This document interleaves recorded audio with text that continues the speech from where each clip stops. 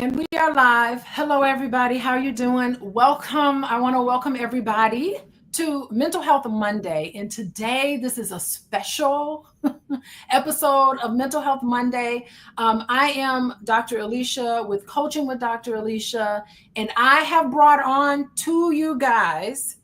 Hold on. I have brought on, wait 1 second. We got some stuff going on here. Okay. Anyway, some things popped up on my screen, and that's just saying we got some good popping to do today. I have brought on Master Policy Instructor with me today, Dr. Buster Ogbuagu. He is can you hear me? Let me know if you can hear me. Everybody who's joining us, and let me know if you can hear me and see me. I don't know if I got the streaming it kind of got stuck a little bit. But anyway, I want to welcome everybody to Mental Health Monday. We're going to be talking about politics, the psychology of politics. We're going to talk about policy. Hello, Janelle. How you doing? Yes, you can hear me. Wonderful. We're going to be talking about the paradox of tolerance and who I have on here to help me with this discussion as it relates to the election, because I think it's so important that we understand the history, ideologies that's political, that has been passed on from one election to the next as it adheres to certain political parties and political ideologies, the conservative way of thinking, the liberal way of thinking, and even independent thinking. I think it's very important that we have these conversations. And joining me to help with this conversation on Mental Health Monday is Dr. Buster Ogbuagu. He is a policy instructor. He is a historian, and he is going to talk to you guys, and I'm going to ask him questions about how this current election cycle between Donald Trump and Kamala Harris, how it relates, where it fits in terms of history. And in doing that, I want to start by welcoming my guest. Welcome, Dr. Buster Ogbuagu. Thank you, Dr. Alicia. It's my pleasure to be here. Yes, and before we jump in, I just want to tell everybody, Mental Health Monday is every Monday at 7:15. I would love for you all, if you want to know when I'm going live and what's going on, I'd like for you all to text the word LOVE, LOVE, to 87948, and then you'll get information on when I go live. And when we have wonderful conversations like this, we are talking about the psychology of the political election, what's happening, and we're going to give you sort of a historical perspective as we talk about the psychology of politics. And I just want to welcome Linda, welcome Tara Redmond, welcome to today. You guys buckle up. We're going to have a wonderful discussion today. And I want to start with something that I posted on my social media by Karl Popper. Karl Popper is a wonderful and a philosopher. And I had to study him when I was in graduate program, and my former dean from Florida State, he posted it on his social media, and I thought it was really beautiful because it talks about the paradox of tolerance. Let me read this to you guys. The paradox of tolerance is a philosophical concept suggesting that a society extends tolerance to those who are intolerant. Think about examples in your head of what we've seen politically of those who are intolerant. What it does is that there's a risk there because it enables the eventual dominance of intolerance, thereby undermining the very principle of tolerance. This is what happens when you extend tolerance to those who are intolerant. And Karl Popper says this is a paradox, and he articulates it in a lot of his writings. And he says he argued that a truly tolerant society must not tolerate those who promote intolerance. And Popper posited that intolerant ideologies allowed unchecked. We're not checking on it. Unchecked expression. They could exploit in open society.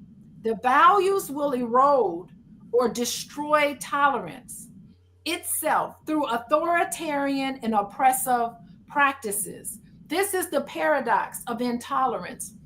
Dr. Buster, what do you have to say about this potential issue of validating and listening and giving tolerance to those who are intolerant? Thank you, Dr. Alicia. First of all, let's define, let's conceptualize tolerance. Tolerance as a concept, ab initio, means that somebody has a power of life and death over you, that they will accept you as an integral part of that society where you belong. Tolerance, as it operates currently, is neoliberal, contingent upon a superordinate subordinate relationship where the one who gives has a higher hand than the one who receives. So, you are an American citizen. Your forebears came here around 1609. Therefore, to all intents and purposes, you are much, if we have to use that concept of tolerance, the Irish came much later, which means this was already your home before the Irish and many white people came and other nationalities. So why would they be the ones who are doling out the tolerance to you? Mm. Because Mm. by the concept of citizenship, we are all created equal, including life, liberty, and the pursuit of happiness. So, who gave whom the audacity to tolerate me? Why Mm. should tolerance even be applicable to citizenship when we are all created equal? So, what it means is that a cartel, or a junta has usurped the power of superordination over all the others and decides who should be citizen. Therefore, it says, I'm going to tolerate you because I have power over you. By that same token, who tolerates you? Who has Mm-hmm. the power to tolerate you? So, why should you tell me, as an American citizen, that you have the power to tolerate me? Tolerance deals with a few other things that are not majorly speaking human based.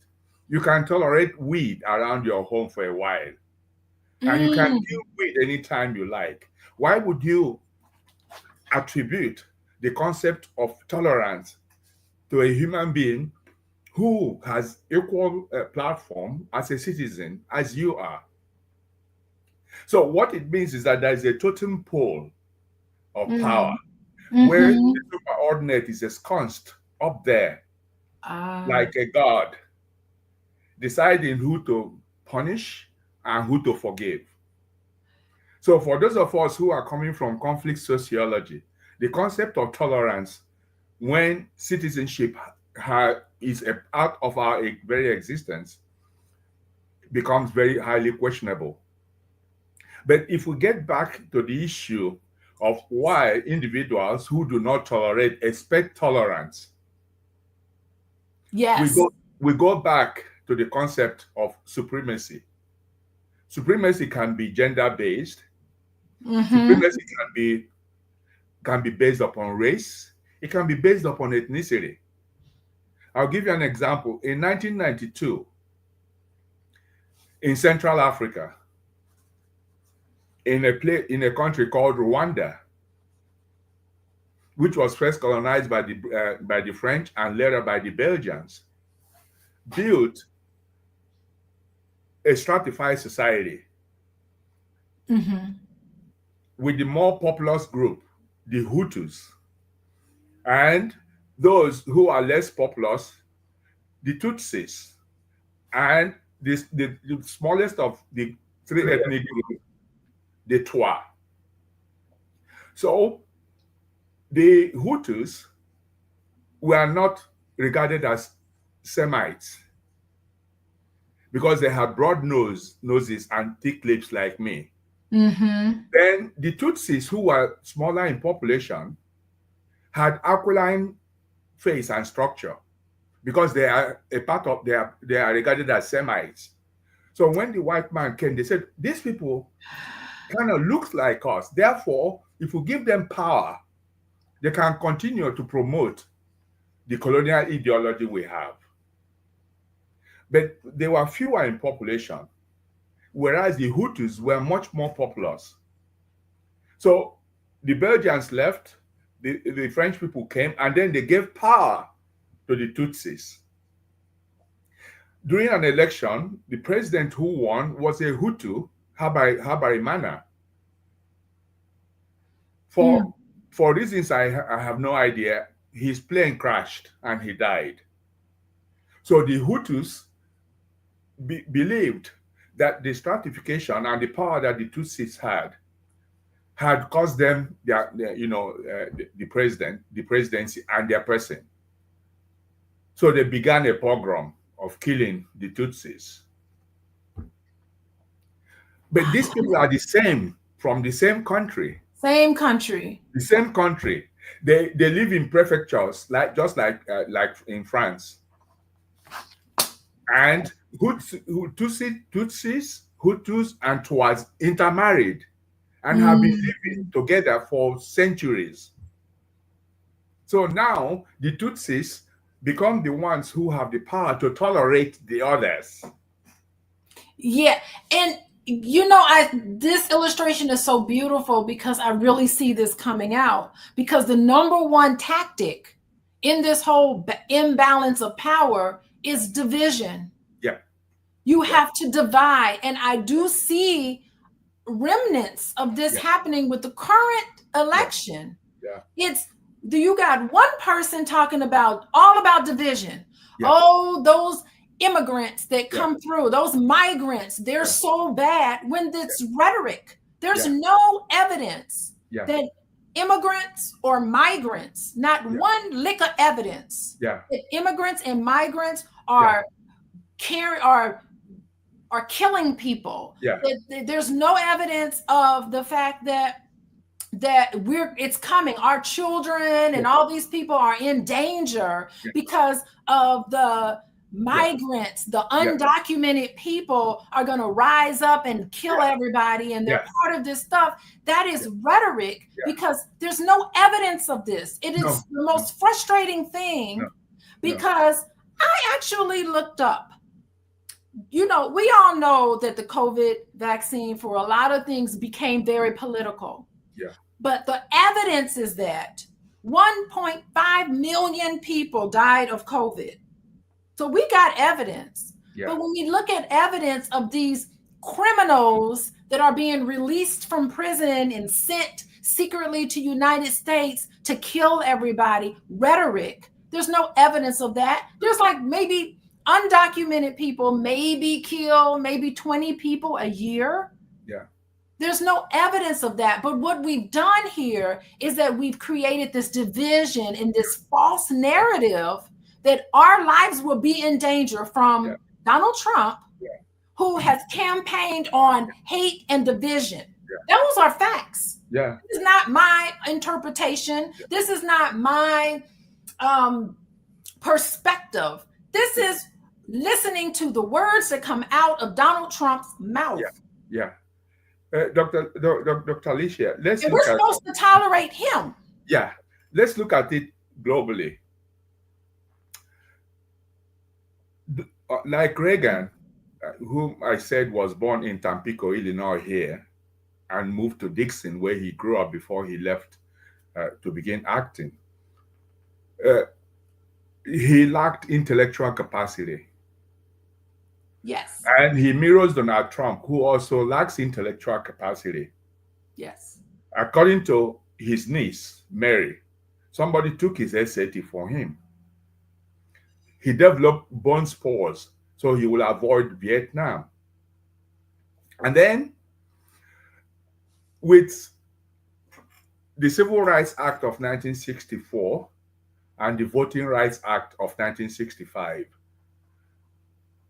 that was the first time that people of color were allowed to actually vote.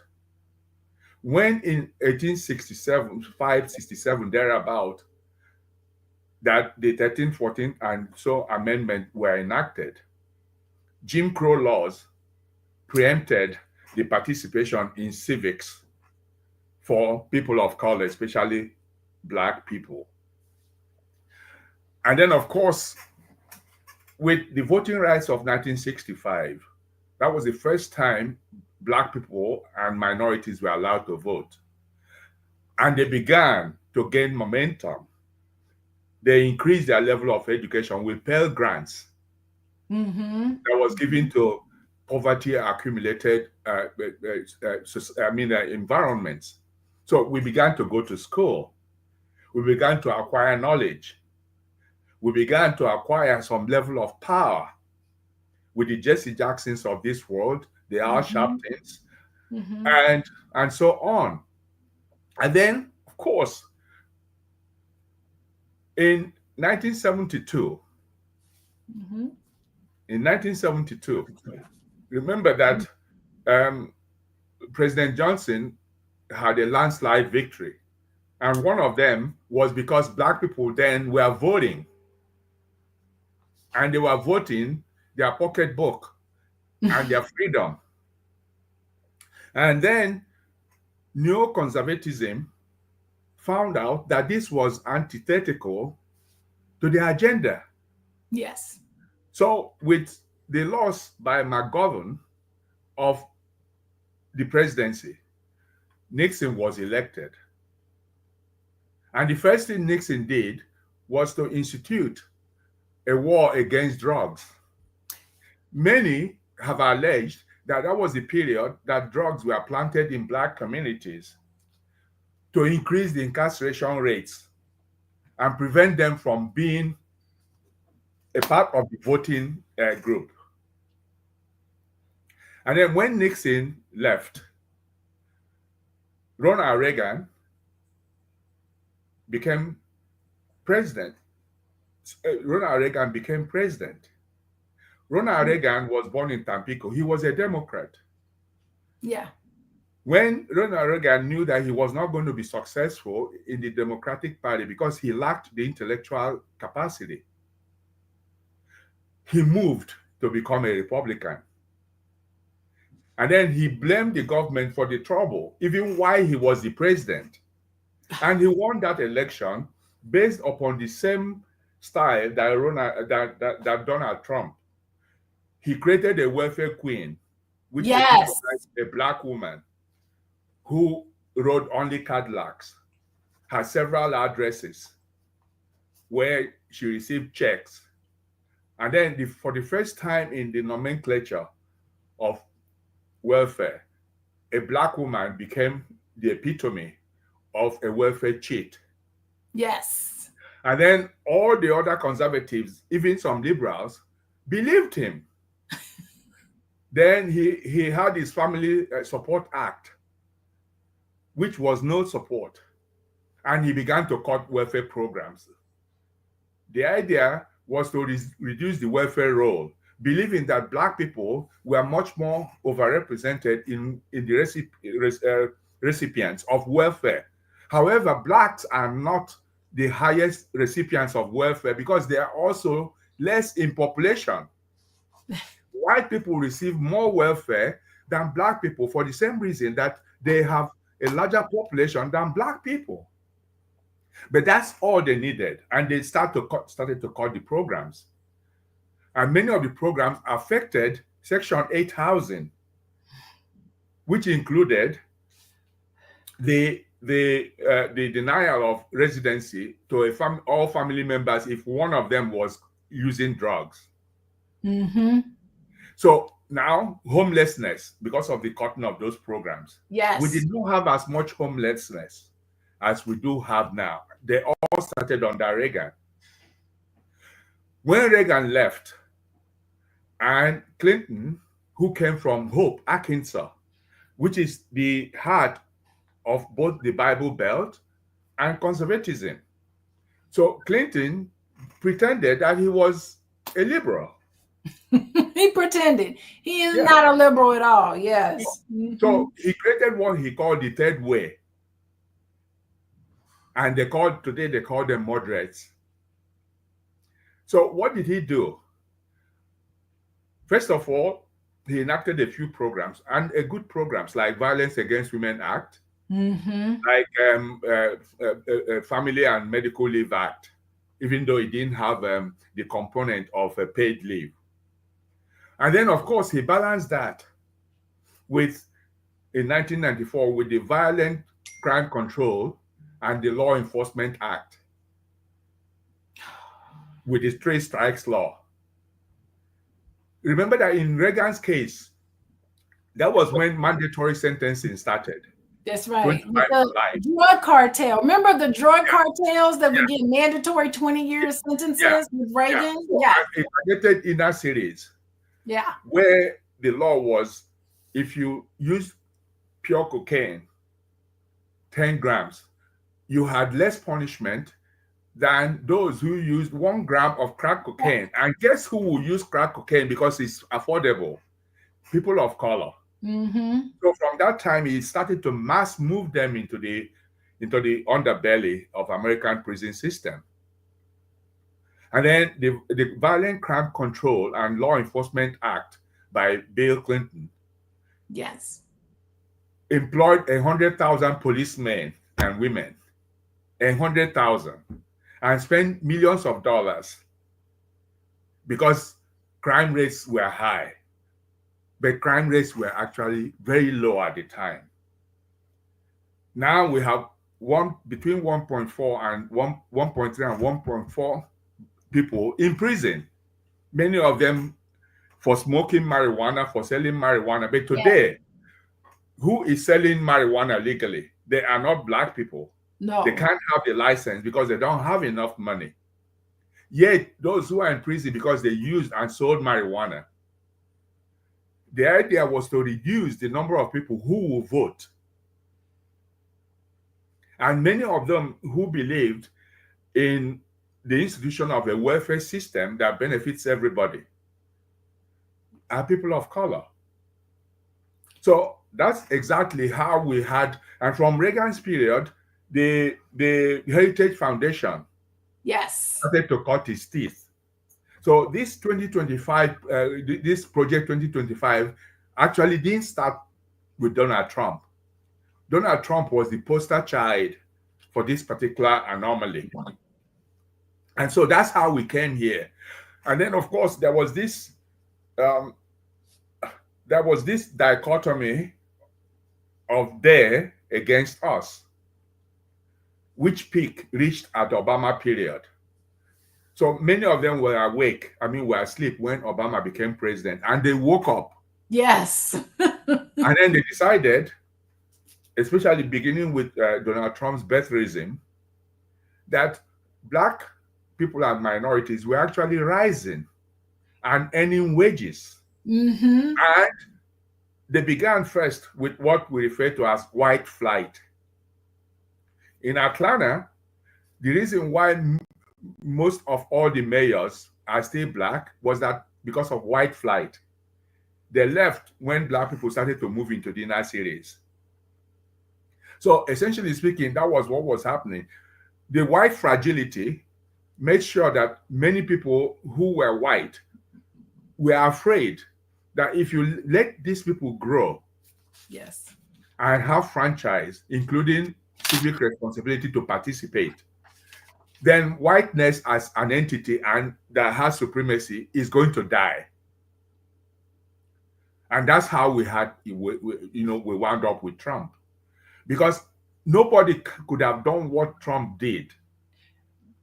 Nobody. If they had a tinge of Black hue, would be in prison or worse today. So what Trump did was to go into the underbelly of white fragility Yes. and then tapped into it.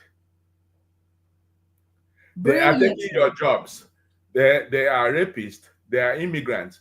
There is abundant literature to show that most of the crimes that are committed in the United States are committed by white people who are American citizens. Thank you. And they even tried to pinpoint the fentanyl crisis, the drug crisis. Oh, these undocumented people are going to be putting drugs into our community. And that's that's part 80%. Dr. Alicia, the fentanyl and the drugs do not come, but they don't come via the undocumented immigrants. They pass through the port. They pass through the airport legally. And they bring them here. And the person bringing them here are U.S. citizens. Yeah. It's not this, it's this demonization of the other. Yeah. And we're supposed to tolerate. Yeah.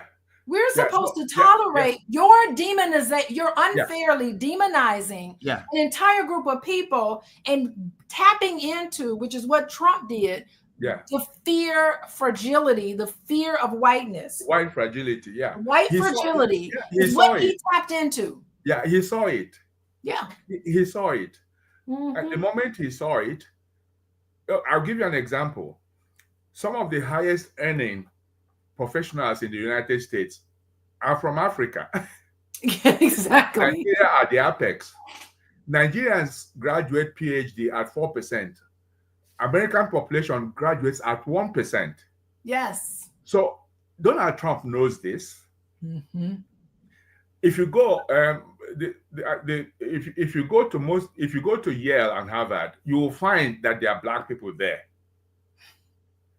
And then, of course, what did they do?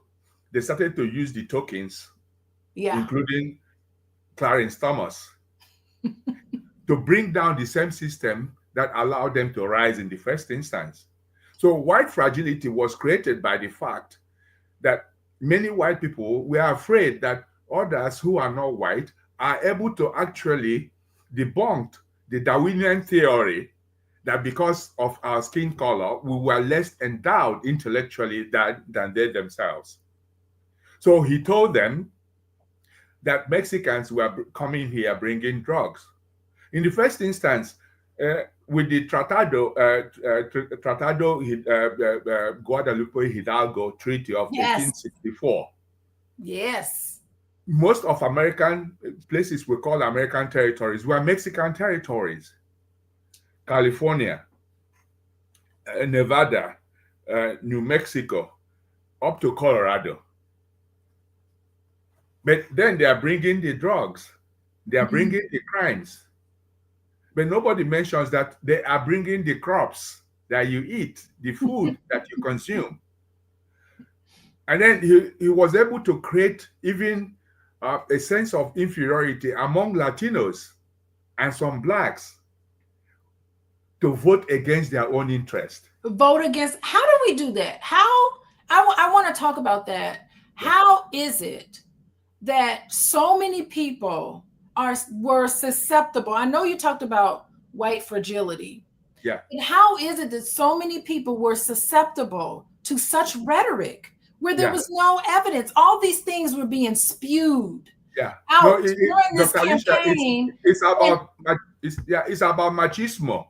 Remember that with Violence Against Women Act of 1994, males, generally speaking, males, especially those who are minority males, know that they can't beat up their wife and their spouses and go free.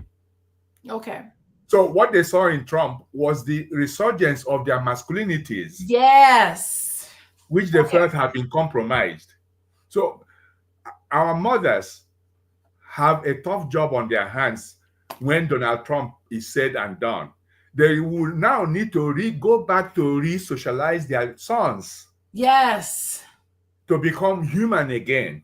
Yes, and empathy. And we think there's this false things about empathy is only something women have. Yeah, and it's weak. It shows weakness if you show empathy. You know, and that's the part I don't get. It's just like, I think cowards can't have empathy. Children don't necessarily have empathy. That is the demarcation of being an adult.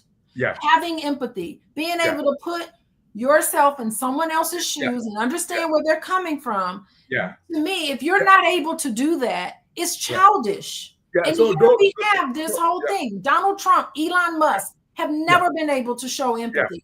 Yeah. So the issue is this. Society has decided, especially with laws, that your masculinity stops with you and does not extend to those who are vulnerable. So what Trump did first was, in exercise of his masculinities, all his wives, except Mala Maples, were imports. Yes. They were mail order brides who didn't have power. Who didn't have power. Because if he were to have married American women, he knew that they had power. So he had to import them from Europe and laid the laws. And then, of course, Trump is talking about beating people up, hitting people, abusing them sexually, physically, emotionally, and nothing happens to him. Yes. Therefore, these men and women, Latinos and Blacks, who did not understand what masculinities meant, was a reclamation of the masculinity they thought they lost. And Trump was the poster child for re-endowing them with the masculinities they thought they lost. And then underneath this toxic masculinity is male fragility. Yeah, it because is. Because if you feel secure in your manhood, you don't have to take on this toxicity. Yeah. And of course, the Latinos are much more prone to these masculinities because there are role specifications in the Latino world. Men are socialized to be macho. And then, of course, they felt that with all the laws and the advantage, if you go to universities, women are much more represented as students. So they are coming back with some element of power, including intelligence. Power. And these people felt really fragile that they believed that Trump was going to reassign them the masculinities that they lost. Reassign the masculinities that they lost. Okay. Hey, everybody. Thank you for joining us. Everybody who's here today. We're talking about some interesting perspectives that I have yet to hear discussed in this way. I've heard many discussions about the election. I've never I'm in tune with what's happening in social media. I have yet to hear any level of discussion like what we're discussing now, pulling out this fragile masculinity, this fragility of whiteness that we're definitely seeing.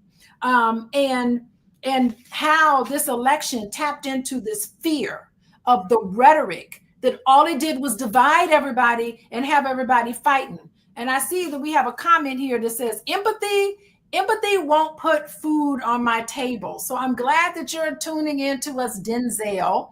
But we're going to address some of your comments here because I think it's time that we start to honor and respect the difference between information and rhetoric and how, the manipulation is there and it's tapping into. Trump was really good at tapping into feelings of inferiority, particularly among white people. I mean, if you adhere to this level of whiteness and you start to see what you would perceive to be this rise in other people coming up, and if you don't feel comfortable and secure in yourself, because we know mental health issues among uneducated white men is out of the roof. Okay. The unalived actions of poor white men who have not gotten a lot of education, who feel left behind. They feel like they have a birthright to entitlement to these things. And they're looking around saying, what's happening here? And we're talking about it in terms of historical things that have happened. And not only has Reagan, it started with Nixon and Reagan. And guess what? When Bill Clinton got in office, he forwarded the agenda of Reagan. He Yeah. went ahead Yeah. and doubled down by making this welfare queen, that these Black women are on welfare and they're taking advantage of the system. Well, that's not true. Today, 75% of the people who are on welfare, they get up every day and go to work in the morning. Yeah. And we live in a society that demonizes people who are poor, Yeah. Yeah. like it's their fault. Yeah. And so I think it's time that we have this conversation. I want to welcome everybody for joining today. It's Mental Health Monday, and Yeah. Dr. Ogbuagu is our Yeah. historian and policy expert. I want to talk to you a little bit about this so-called about unchecked intolerance. And yeah, we love free speech, but what do you think spreading, how do we limit and confront this spread of hate speech that we see going on? What do we do about this hate speech that's happening? How do we Yeah. limit that and confront it, but still adhere to people being able to express themselves? How do we get into this place of being more civil and honoring and respecting actual data versus rhetoric? As far as I'm concerned, rhetoric and hate speech, whatever they may be, the only way you can confront and erase it is by not rewarding it. Yeah. The reason Donald Trump has been successful is because he has been rewarded for bad behavior by those who are afraid of their masculinities. And I've heard that empathy won't put food on the table. The problem is that we are conflating empathy with sympathy. Right. Empathy deals with your ability to put somebody else in your own shoes. What will happen to me if somebody treats me this way? That's what empathy is. And if you come to think of it, there are more women on the labor force than men. So it's not that they are not bringing food to the table, it's that you are not allowing them to attain the highest potential that they have in them. I have my family, generally speaking, is successful because we encourage them. I have daughters who are professors, who are medical doctors, because I have empathy. I'm sure you remember the case of one of my daughters. Yes. The empathy was, I'm not going to stand here and this kid who has admission into a medical school suffers. So I Yes. sacrificed everything I had, even at the expense of the fact that I might die, age poor. That's empathy. Yes. Empathy is different from sympathy. And all the people we're asking you to show empathy to are already working and putting food on the table with you. Women, if you have a mom who stays at home, it's not a stay-at-home mom, it's a mom who works from home because this mom is taking care of children and does not have a time clock when they need to stop taking care of children. And that is work. Yeah, and the thing is that me and my ability to have empathy, it's going to affect how I vote and what I'm for, what policies I'm for, because Yeah. I know we need safety nets. Yeah. And the empathy increases the propensity that somebody will also show me empathy. Yes. For instance, if we're talking about women, generally speaking, women are multipliers. Whatever you give them, they'll multiply for you. If you give them love, they will give you an unending love. Mm-hmm. You give them money, they will cook. By the way, they are not the purveyors of your nutrition. You should cook too. So essentially speaking, that a society you want to grow will have to include everybody else. And when everybody is included, we will produce. In Africa, I'll give you an example. In Africa, years before I was born, some families, men married more than one wife. The idea is to increase food production because everybody is going to pitch in and everybody is going to grow. So the issue of empathy is different from sympathy. Sympathy comes from an ecclesiastical order where Christ and the rest of them shows you sympathy. Empathy is not about feeling sorry for me. Right. It's about putting yourself in my shoes for one moment. So I'm looking at the issue, and I had mentioned previously that the idea of empathy and the idea of intolerance for those who do not tolerate is that this is the only country most people have. I am a transnational. I have 3 countries and more. Mm-hmm. I can return to Canada. I can return to Nigeria. I am an American. But most people, this is the only country they have. And the concept of white supremacy, and especially supremacy, because those who refuse to show empathy, whether they are black or white, are exhibiting supremacy. And it is because their masculinities are in question. They can't identify who they are. And that's why we're having this discussion. Yeah, I definitely know. We're almost coming to the top of the hour. And Dr. Buster, I really got to have you back on, because I think that we need to talk about this some more as we go through, as things start to develop, because it's this energy of divisiveness. I think we're going to continue to see more of this sort of thing.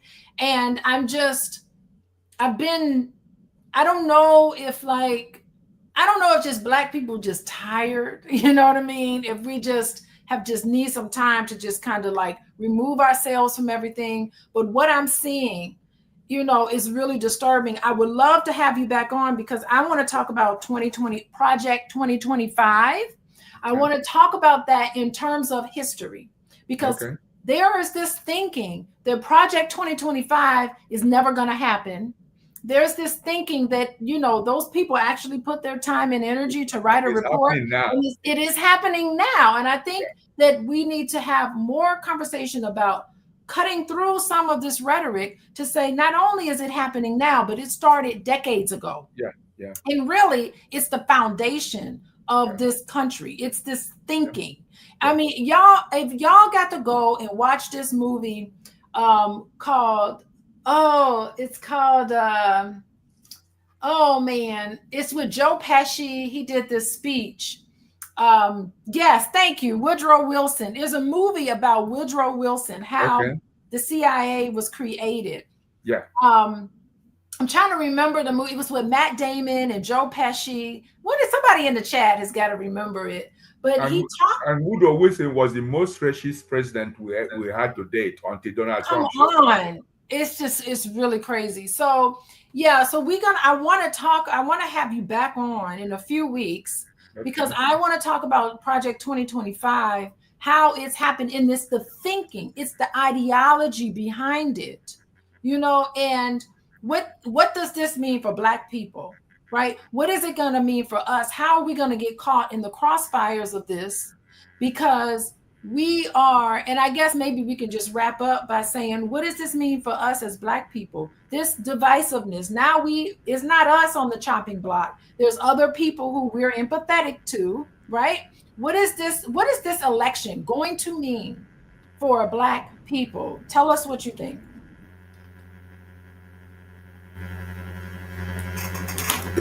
You mean me? Yeah. What do you think? What is this election going to mean for what does it mean for Black people? Well, as far as this election is concerned, is the purveyor of things to come. Of course, people like Nikki Haley are spoiling for 2028. And that was why it didn't matter what Trump said or did to her. She was on his side. So, yeah. So that's as far as I'm concerned, some of the things for which Black people voted was cheap milk and eggs. So apparently, cheap milks and eggs are much more important than the life and the existence of their daughters and wives. Yes. But the truth is that Trump is an outlier when it comes to the concept of truth. Um, just right before the election, gas was I bought gas for $2.90 something cents. So he has no plan. His plan, one, is to saturate all the government ministries with those who will ask him, sir, how high, when he tells them to jump. Yes. So, and you can see that in the lineup of people he wants to embed in his cabinet.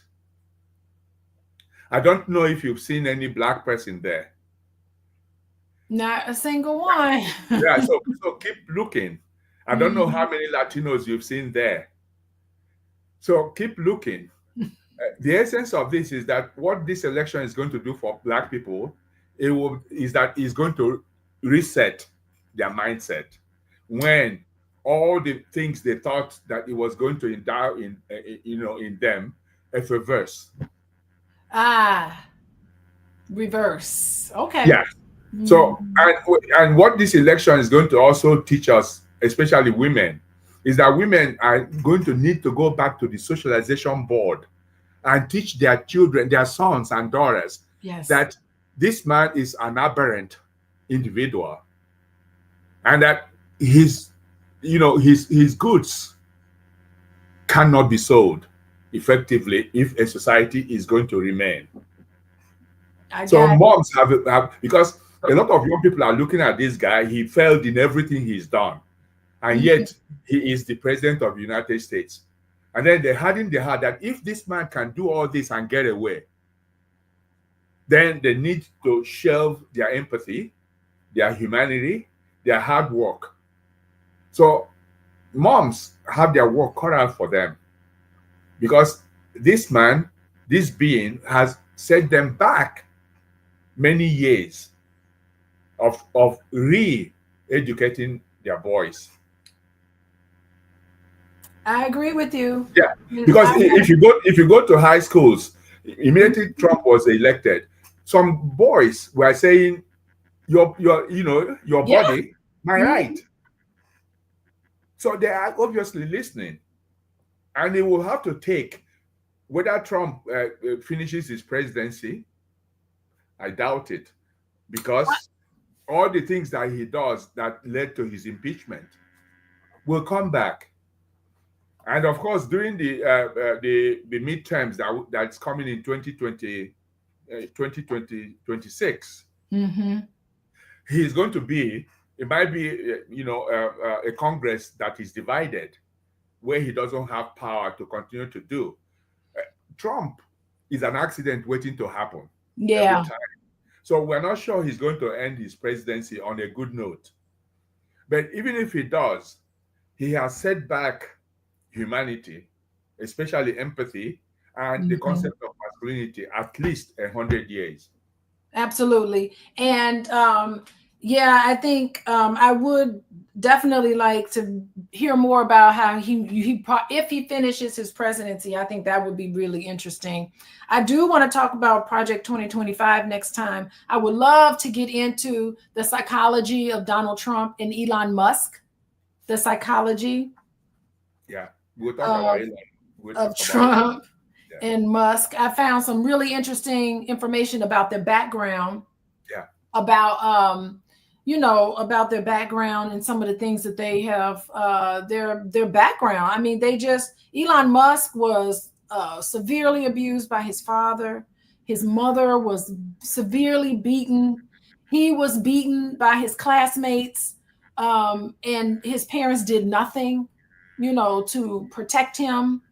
And Trump his mother wasn't available for him. So all of these things we can definitely get into, just knowledge, things that we already know about them. And they never been to therapy. They thumb their nose at therapists and trying to process this. And so now we have this country is in the hands of two people who probably have some level of PTSD. Definitely Elon Musk. Yeah, but let's see how long that bromance will last. Yeah, I know. I made the prediction. I'm like, I don't see this happening. And Trump is a bully. Yeah, I Yeah. just, No, but they're also narcissistic. They have narcissistic personality disorder, both of yeah, them. So let's yeah. see how much this bromance will last. It's not gonna make it very far, I don't think. So that's my prediction that I made. Very bold prediction, but it's based on what I know about about human beings Yeah. and my just my knowledge about how dynamics play out. So we'll see how that is. But thank you so much, Buster. I want to thank Denzel. Hey, Denzel. Free Will, Cherie. How you doing? Dish. Nobody got therapy, Cherie. Not a Hi, single person. Denzel. Nice to meet you. Nice to meet you. And Nice to meet you all. yes, nice to meet everybody. But check us out. I'm going to have you back on in a few weeks, and I want to dive into Musk and Trump and definitely Project 2025, because I really do think that we need to have these conversations and we need to cut through some of the rhetoric, Yeah. some of the information out there. This, I love you too, Denzel. Oh, he's giving us love, Buster. Yeah. Take care, take care, little brother. Take care, little brother, and take care, all of you. Don't forget to text the word love to 87948. Find out when Dr. Buster's coming back, because he's a historian. He knows a lot. And I just love that it just makes me feel so great to talk to you, because we can now see how what's happening right now, how does this fit in terms of history and what it can tell us about predictions we can make in the future. Thank All you. right, everybody. Thank you for joining in. Bye-bye, everyone. Oh, they love you, Dr. Buster. Thanks, guys. I love you too. Bye-bye.